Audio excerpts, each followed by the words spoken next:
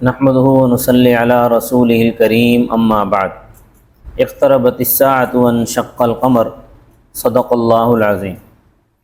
قیامت کی دوسری بڑی اور اہم نشانی دجال کے خروج کے بارے میں بات چل رہی تھی۔ تو دجال اپنی شخصیت کے آئینے میں کیسا ہوگا اس کا ذکر چل رہا ہے۔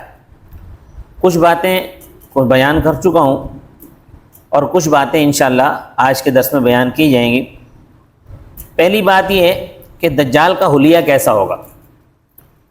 حضور اکرم صلی اللہ علیہ وسلم نے اپنی امت کے سامنے دجال کا حلیہ انتہائی تفصیل کے ساتھ بیان فرمایا ہے، اور کیوں نہ ہو جبکہ تمام انبیاء اکرام علیہم السلام نے اپنی اپنی امتوں کو دجال کے فتنے سے آگاہ کیا ہے۔ دلیل کے لیے بخاری شریف میں مروی حضرت عبداللہ ابن عمر رضی اللہ تعالیٰ عنہ کی روایت پیش کی جا سکتی ہے کہ حضور صلی اللہ علیہ وسلم نے فرمایا کہ میں تمہیں دجال سے ڈراتا ہوں، اور ہر نبی نے اپنی قوم کو اس دجال کے فتنے سے ڈرایا ہے، حتیٰ کہ حضرت نوح علیہ السلام نے بھی اپنی قوم کو اس سے ڈرایا ہے۔ لیکن میں تمہیں ایک ایسی بات بتاؤں گا کہ وہ بات کسی نبی نے بھی اپنی امت کو نہیں بتائی، اور وہ یہ ہے کہ دجال کانا ہوگا اور تمہارا خدا کانا نہیں ہے۔ اس حدیث سے دو باتیں سمجھ میں آتی ہیں۔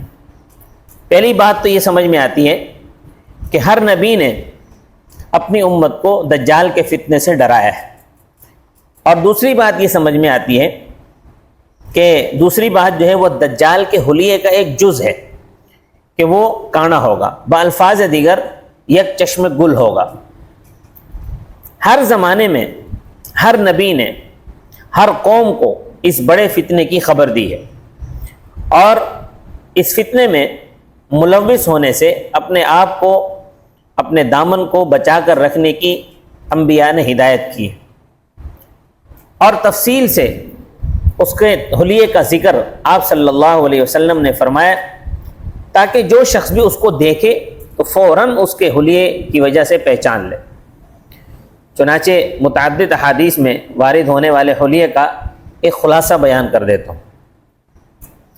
دجال کے سر پر بہت زیادہ گھنگریالے بال ہوں گے، اس کا سر درخت کی کسی ٹہنی کی طرح ہوگا، انتہائی سفید رنگ ہوگا اس کا، ایک آنکھ سے کانا ہوگا اور ایک آنکھ بالکل سپاٹ ہوگی، اور اس کی پیشانی بالکل نمایاں اور کھلی ہوگی، ناک کے نتنے چوڑے ہوں گے، بھاری بھرکم جسم ہوگا، چھوٹا قد ہوگا، پاؤں کے درمیان فاصلہ زیادہ ہوگا، قطن بن عبد العزیٰ کے مشابہ ہوگا، اس کی کنیت ابو یوسف ہوگی، اس کا سر پیچھے سے ایسے معلوم ہوگا گویا کہ گنجا ہے، جیسا افعی نامی سانپ ہوتا ہے یا افعا نامی سانپ ہوتا ہے، کان کٹا ہوگا اور عمر کے لحاظ سے جوان ہوگا، ایک ہاتھ دوسرے ہاتھ کی نسبت لمبا ہوگا، اس کی پیشانی پر کاف فا را لکھا ہوا ہوگا جس کو ہر مسلمان پڑھ سکے گا، خواہ وہ پڑھنا لکھنا جانتا ہو یا نہ جانتا ہو۔ دجال کا حلیہ سننے کے بعد اب احادیث میں وارد شدہ الفاظ اور ان کا ترجمہ آپ کو سناتا ہوں تاکہ بات اچھی طرح سے سمجھ میں آ جائے۔ دجال کے حلیے میں یہ بات بھی ذکر کی گئی ہے کہ اس کے سر پر بہت زیادہ بال ہوں گے۔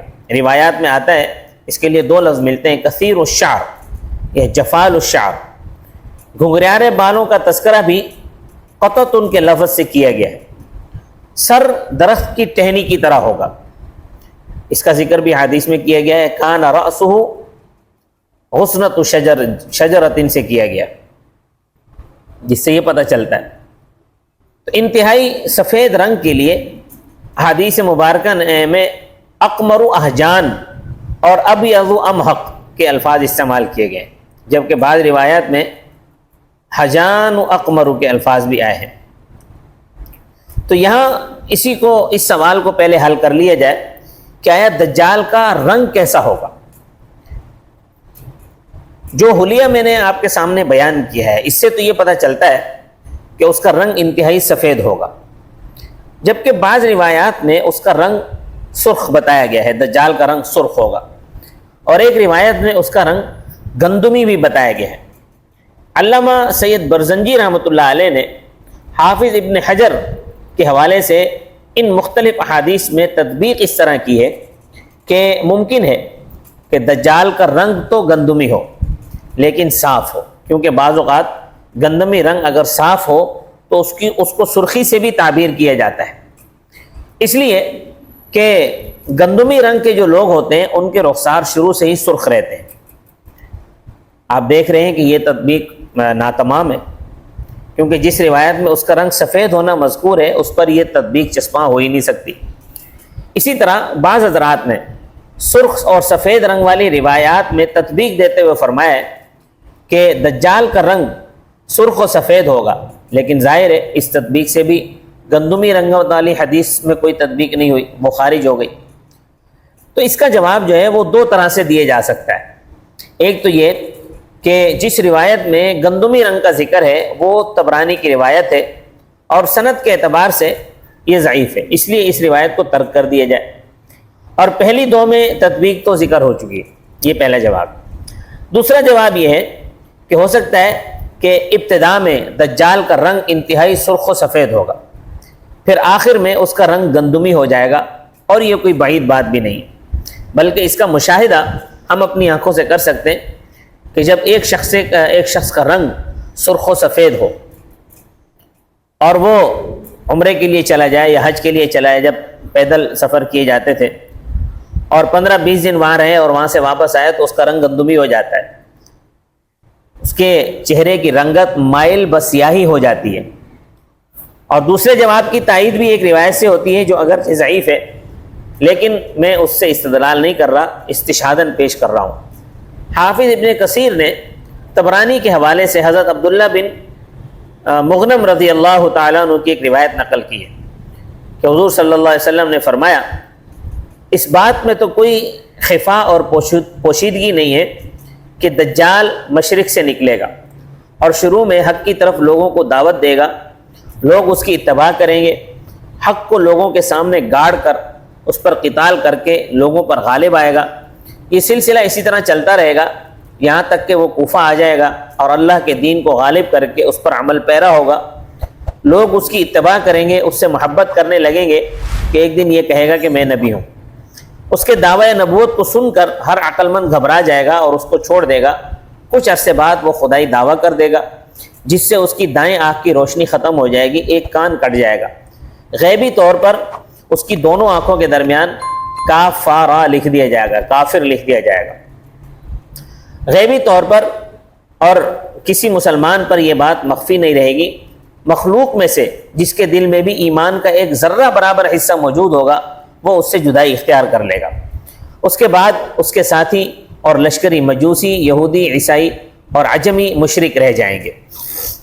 تو اس روایت کا پیش منظر اس بات پر دلالت کرتا ہے کہ ابتدا میں وہ ایک نیک آدمی ہوگا، اور ظاہر ہے کہ نیک آدمی کے چہرے سے سرخی اور سفیدی ٹپکتی ہے، تو اس وجہ سے اس کے چہرے سے سرخی اور سفیدی ٹپکتی ہوگی۔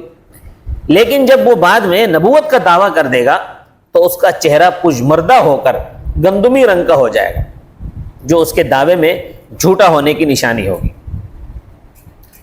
اسی حدیث میں ایک یہ بات بھی بیان فرمائی کہ دجال ایک آنکھ سے کانا ہوگا، اس کی ایک آنکھ بالکل سپاٹ ہوگی۔ دجال کے حلیے کے بارے میں جتنا شدید اختلاف اس کی آنکھوں کے بارے میں اور کسی عضو کے بارے میں نہیں ہے۔ مختلف روایات میں مختلف الفاظ کے ساتھ دجال کی آنکھوں کی کیفیت بیان کی گئی ہے، جس کی تفصیل میں بیان کر دیتا ہوں کچھ۔ نمبر 1، روایت میں آیا ہے اعور العین الیمنی کانہا عنیۃ طافیۃ، دائیں آنکھ کاڑی ہوگی گویا کہ انگور کا پھولا ہوا دانہ۔ نمبر 2، ممسوح العین، آنکھ پونچھی ہوئی ہوگی، پونچھی ہوئی۔ نمبر 3، علیہا وفرۃ غلیظۃ، آنکھ پر موٹا ناخنا ہوگا، نمبر 4 ممسوح العین الیسرا، بائیں آنکھ پونچھی ہوئی ہوگی۔ نمبر 5 احدی عینیہ کأنہا زجاجۃ عذراء، دو میں سے ایک آنکھ ایسے ہوگی جیسے سبزی مائل شیشہ۔ نمبر 6 عینہ الاخری ممزوجۃ بالدم، اس کی دوسری آنکھ خون سے رنگین ہوگی۔ نمبر 7 اعور العین الیسرا، بائیں آنکھ کاڼی ہوگی۔ نمبر 8 اعور العین بالشمال وبالیمین ظفر غلیظ، بائیں آنکھ کاڼی ہوگی اور دائیں آنکھ پر موٹا ناخنا ہوگا۔ مطموس العین، سپاٹ آنکھ۔ لیست بناتئۃ ولا جحراء، نہ ابری ہوگی اور نہ دھسی ہوئی ہوگی۔ نمبر 11 کأنہا کوکب دری، ایک آنکھ چمکدار ستارے کی طرح ہوگی۔ نمبر 12 جاحظ العین، بدصورت آنکھ، بدی۔ تو دجال کی آنکھوں سے متعلق جو احادیث وارد ہوئی ہیں ان کا خلاصہ میں نے آپ کے سامنے پیش کر دیا ہے کہ اس کی آنکھ کے متعلق جو جو الفاظ احادیث میں وارد ہوئے ہیں وہ میں نے بیان کر دیے۔ روایات میں یہ 12 قسم کے الفاظ آئے ہیں اس کی آنکھ کے متعلق۔ اب غور طلب بات یہ ہے کہ دجال تو ایک ہوگا لیکن اس کی آنکھیں بھی 2 ہی ہوں گی، ایسا تو نہیں ہے کہ اس کی کوئی 10-12 آنکھیں ہوں گی، لیکن اس کی آنکھوں کے بارے میں تو الفاظ 12 قسم کے آئے ہیں، تو یہ کیسے منطبق ہوں گی؟ اس سوال کا جواب دینے سے پہلے 2 لفظوں کو لغوی طور پر واضح کرنا ضروری محسوس ہوتا ہے۔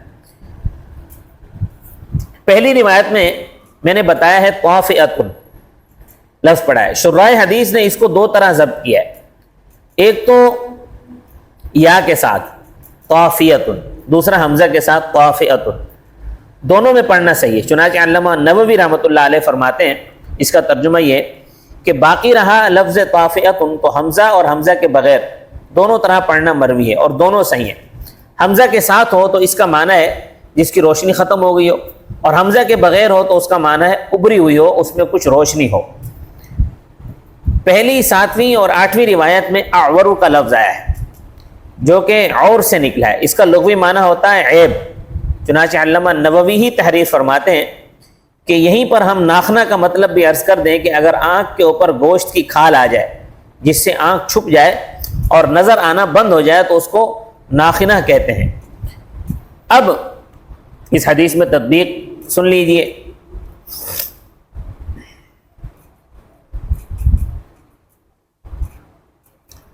تو اصل میں امام قرطبی رحمۃ اللہ علیہ کا جواب ایک نہیں بلکہ 3 ہے دجال کی آنکھوں کے متعلق۔ ایک ابن عبد البر کا جواب اور اس پر اعتراض، اور دوسرا قاضی عیاض کا جواب، اور تیسرے امام قرطبی کی تحقیق۔ اس لیے یہ ایک جواب در حقیقت 3 جواب ہے۔ ابو عمر ابن عبد البر فرماتے ہیں کہ ایک حدیث میں دجال کی بائیں آنکھ کا کانا ہونا ذکر ہے، امام مالک کی حدیث میں دجال کی دائیں آنکھ کا کانا ہونا مذکور ہے۔ تو اصل حقیقت حال تو اللہ کو معلوم ہے، البتہ اتنی بات ہے کہ امام مالک رحمۃ اللہ علیہ کی حدیث جو ہے وہ سند کے اعتبار سے زیادہ صحیح ہے، اس سے زائد جواب انہوں نے نہیں دیا۔ ابو الخطاب بن دحیہ فرماتے ہیں کہ ابن عبد البر کی یہ بات صحیح نہیں ہے، کیونکہ دجال کی آنکھوں کے سلسلے میں جو وارد شدہ تمام حدیثیں ہیں وہ صحیح ہیں۔ ہمارے شیخ احمد بن عمر نے اپنی کتاب الملہم میں لکھا ہے کہ اس اختلاف کو رفع کرنے کے لیے تطبیق دینا مشکل ہے۔ قاضی عیاض میں ان میں کچھ تطبیق دینے کا تکلف بھی کیا ہے۔ قاضی عیاض فرماتے ہیں کہ میرے نزدیک دونوں قسم کی روایات کو جمع کرنا صحیح ہے، وہ اس طرح کہ دجال کی دونوں ہی آنکھوں میں کچھ نہ کچھ آور ہوگا، کچھ نہ کچھ اور ہوگا، کیونکہ اور کا حقیقی معنی ہے کہ عیب کا ہونا، الکلمۃ العوراء کا مطلب ہے عیب دار بات، لہذا دجال کی ایک آنکھ تو حقیقتاً کاڼی ہوگی، دوسری آنکھ میں بھی جو ہے اس میں کچھ نہ کچھ عیب ہوگا، جس کو حدیث میں لیست بجحراء ولا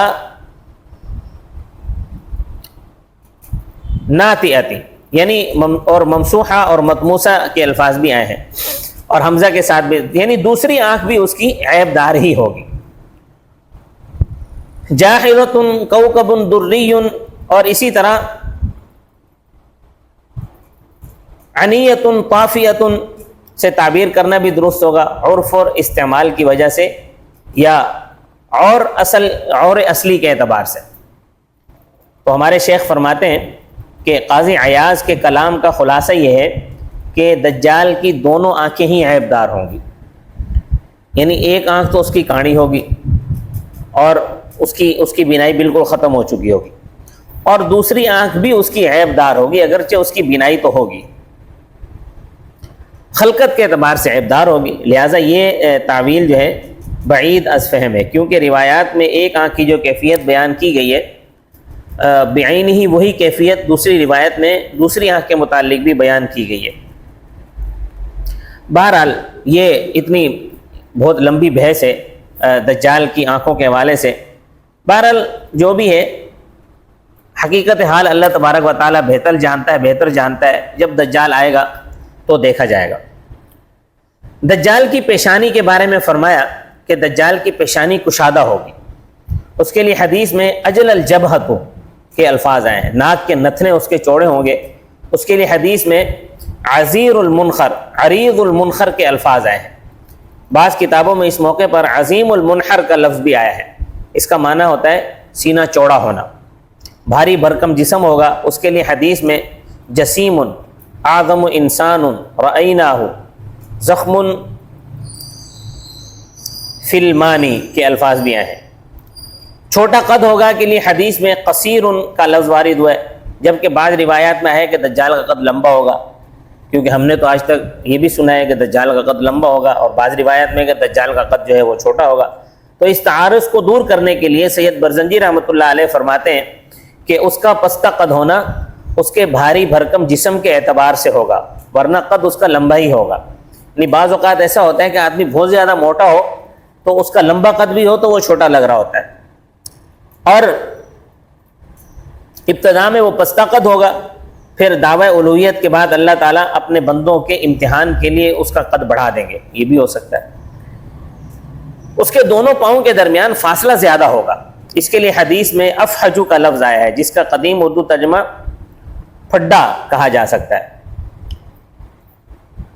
قطن بن عبد العزیٰ کے مشابہ ہوگا۔ قطن بن عبد العزیٰ کے بارے میں علماء کرام کے دو نظریے ہیں۔ بعض علماء کی رائے یہ ہے کہ قطن بن عبد العزیٰ یہ زمانہ جاہلیت میں مر چکا تھا، بقول حافظ ابن حجر رحمۃ اللہ علیہ کہ اس کا اصل نام عبد العزیٰ بن قطن تھا، راوی نے غلطی سے اس کو قطن بن عبد العزیٰ نقل کر دیا۔ یہ شخص قبیلہ بنو خزاعہ میں سے تھا، اس کی ماں کا نام حالہ بنت خویلد ہے، اس نے نبی علیہ السلام کی صحبت نہیں پائی۔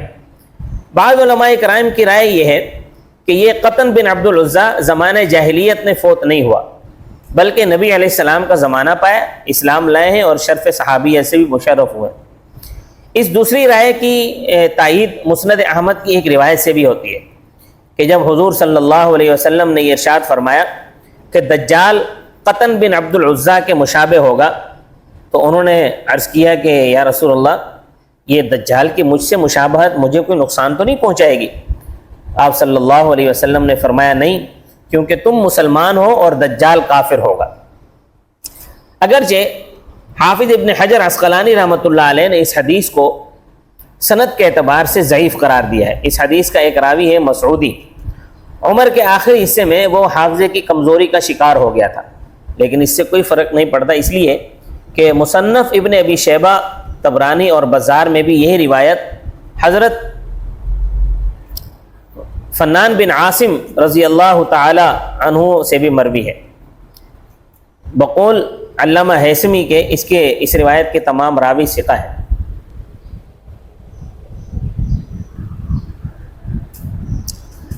اس لیے دوسری رائے بہت ہی وزنی معلوم ہوتی ہے کہ انہوں نے آپ صلی اللہ علیہ وسلم کا قطن بن عبد العزیٰ نے آپ صلی اللہ علیہ وسلم کا زمانہ بھی پایا اور اسلام سے بھی مشرف باسلام ہوئے۔ تاہم حضرت علامہ ابن حجر کی اس رائے سے اتفاق ضرور کیا جا سکتا ہے کہ ان کا نام قطن بن عبد العزیٰ کے بجائے عبد العزیٰ بن قطن تھا، کیونکہ مسلم شریف کی ایک حدیث میں یہ الفاظ وارد ہوئے ہیں، کأنی اشبہ بعبد العزیٰ بن قطن، تو اسی طرح بخاری شریف کی بھی ایک روایت ہے، اقرب الناس به شبہا ابن القطن۔ ممکن ہے بعض لوگوں کے ذہن میں یہ شبہ پیدا ہو کہ بخاری شریف میں جو حدیث کے آخر میں جو امام زہری کا قول منقول ہے کہ عبد العزیٰ بن قطن بنی خزاعہ کا ایک آدمی تھا جو زمانہ جاہلیت میں مر گیا تھا، تو اس کا جواب یہ ہے کہ یہ امام ظاہری کی اپنی رائے ہے جس پر انہوں نے کوئی دلیل پیش نہیں کی، اور ممکن ہے کہ یہ دو الگ الگ شخص ہوں جن میں سے ایک کا انتقال زمانہ جاہلیت میں ہو گیا ہو اور دوسرے نے اسلام قبول کیا ہو۔ اسلام قبول کرنے والے کا حلیہ دجال کی سے مشابہت بیان کر دی گئی ہو۔ دجال کے سر کی کیفیت کے بارے میں احادیث مبارکہ میں الفاظ نقل ہوئے، وَإِنَّ رَأْسَهُ مِنْ وَرَائِهِ كَأَنَّهَا أَصْلَةٌ وَأَنَّ رَأْسَهُ مِنْ وَرَائِهِ حَبَّكَ حَبَّكَ کے الفاظ نقل کیے کہ دجال کے کان کٹا ہونے کا ذکر حدیث میں تقطع اذنہ یا تقطع اذنہ کے الفاظ کا ذکر الفاظ سے کیا گیا ہے۔ دجال کے جوان ہونے کا ذکر شبابن کے لفظ سے کیا گیا ہے۔ بعض روایات میں دجال کے شیخ ہونے کا ذکر بھی، یعنی وہ ادھیڑ عمر ہوگا۔ ان روایات میں تطبیق اس طرح دی جا سکتی ہے کہ دجال جو ہے وہ ابتدا میں بھرپور جوان ہوگا، پھر بعد میں اس پر ایسی نحوست چھا جائے گی کہ وہ شکل سے ادھیڑ عمر محسوس ہونے لگے گا۔ دجال کا ایک ہاتھ لمبا ہوگا اور ایک ہاتھ جو ہے وہ چھوٹا ہوگا، جیسا کہ حدیث میں آیا احدی یدیہ اطول من الاخری کے الفاظ آئے ہیں۔ دجال کی پیشانی پر کاف فا را لکھا ہوا ہوگا، تو اس کے لیے حدیث میں مکتوب بین عینیہ کاف فا را کے الفاظ آئے ہیں۔ آپ کو یاد ہوگا کہ دجال کے حلیے میں یہ بات بھی میں نے بیان کی ہے کہ اس کی پیشانی جو ہے وہ کھلی ہوگی، نمایاں ہوگی۔ اس کی وجہ یہی ہوگی کہ اس کی پیشانی پر لفظ کافر واضح طور پر حروف تہجی میں لکھا ہوا ہوگا تاکہ اس کو ہر شخص پڑھ سکے، کسی کو پڑھنے میں کسی قسم کی کوئی دشواری نہ ہو۔ تو آپ غور فرمائیں کہ اگر کہ دجال کا فتنہ کتنا عظیم ہوگا، لیکن اس سے بچنے کے لیے بھی اللہ تبارک و تعالیٰ نے جو رہنمائی اور آسانی فرمائی ہے وہ اس سے بھی زیادہ عظیم ہے کہ دجال کی پیشانی پر اللہ لکھ دیں گے کافارا، دونوں آنکھوں کے درمیان کافر لکھ دیا جائے گا۔ ہر خواندہ یا ناخواندہ، پڑھا لکھا ہو یا نہ ان پڑھ ہو مسلمان، وہ اس کو پڑھ کر دجال کو شناخت کرنے میں کوئی مشکل محسوس نہیں کرے گا۔ یہ اس کے بارے میں ایک جائزہ بھی ہے کہ آیا واقعتاً حقیقت میں دجال کے پیشانی پر کافر لکھا ہوگا، یا یہ اس سے جو ہے وہ ایک ترکیب استعمال کی گئی ہے سمجھانے کے لیے۔ تو اس میں یہ ہے کہ جو شخص بھی ربوبیت کا دعویٰ کرے، بعض یہ کہتے ہیں کہ نہیں، یہ صرف ایک ترکیب سمجھائی گئی ہے کہ جو شخص بھی ربوبیت کا دعویٰ کرے تو ہر شخص اس کو دیکھتے ہی سمجھ جاتا ہے کہ یہ کافر ہے۔ لیکن بعض حضرات نے یہ رائے اختیار کی ہے، لیکن اکثر جمہور کا یہی قول ہے کہ دجال کی پیشانی پر حقیقتاً کافر لکھا ہوگا۔ چنانچہ امام نووی رحمۃ اللہ علیہ نے بھی اس پر ایک تحریر لکھی ہے جس میں اس بات کو واضح کیا ہے کہ دجال کے پیشانی پر حقیقتاً کافر لکھا ہوا ہوگا۔ حافظ ابن حجر عسقلانی کی ایک عبارت بھی ہے، تو دجال کی جو پیشانی پر کافر لکھا ہوا ہوگا وہ حقیقت میں مسلمان کو تو بالکل صاف صاف دکھائی دے گا، وہ اس کو پڑھ لے گا، لیکن کافر نہیں پڑھ سکے گا، حالانکہ دجال تو وہی ہوگا۔ اس کا جواب سمجھنے کے لیے یہی ہے کہ چونکہ ہو سکتا ہے کہ کافر جو ہے وہ اس کو دیکھتے بھی ہوں، لیکن جس طرح نبی کریم صلی اللہ علیہ وسلم اور انبیاء کے معجزات دیکھ کر، کتابیں دیکھ کر، سب کچھ دیکھ کر بھی کافر ایمان نہیں لاتے تھے، اسی طرح وہ پڑھتے ہوں گے کافر لیکن ایمان نہیں لائیں گے۔ اسی طرح یہ آیت بھی ہے اللہ تبارک و تعالیٰ کی، ان اللہ علی کل شیء قدیر، اللہ تعالیٰ ہر چیز پر قادر ہے، مسلمان کو دکھائے کافر کو نہ دکھائے، یہ اللہ تعالیٰ اس پر قادر ہے، اور یہ اس بات کا مشاہدہ ہم روزانہ کرتے رہتے ہیں۔ اللہ تبارک و تعالیٰ سے دعا ہے کہ اللہ تبارک و تعالیٰ مجھے اور آپ کو دجال کے فتنے سے محفوظ فرمائے۔ وما علینا الا البلاغ المبین۔